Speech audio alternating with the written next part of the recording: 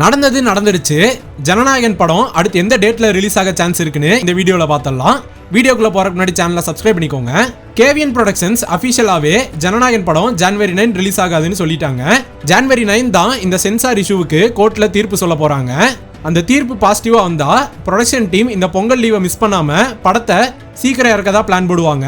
அது ஜனவரி 14 கூட இருக்கலாம்.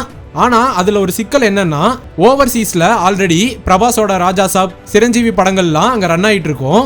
இதுக்கிடையில ஜனநாயகன் ரிலீஸ் ஆனா அங்க ஸ்கிரீன்ஸ் எல்லாம் கம்மி பண்ணி தான் கொடுப்பாங்க. எனக்கு பர்சனல் ஒப்பீனியனா படம் ஜான் 2022க்கு மேல சோலோ ரிலீஸ் பண்ணா பெட்டரா இருக்கும். ஏன்னா எப்படி பார்த்தாலும் தளபதியோட கடைசி படங்கறனால மெஜாரிட்டி ஆடியன்ஸ் தியேட்டர்ல பார்க்க தான் ஆசைப்படுவாங்க. எப்படி பார்த்தாலும் தியேட்டருக்கு வர கிரவுட் கூட்டம் கம்மியாகாது. அதனாலேயே தளபதிக்கு இந்த ஜனநாயகன் படம் கரியர்ல பெஸ்ட் கலெக்ஷன் கொடுக்குற படமா அமைய சான்ஸ் இருக்கு. இது என்னோட ஒப்பீனியன். இதே மாதிரி உங்களுக்கு படம் எந்த டேட்ல ரிலீஸ் ஆனா பெட்டரா இருக்கும்னு நீங்க நினைக்கிறத கமெண்ட் பாக்ஸ்ல கமெண்ட் பண்ணிருங்க.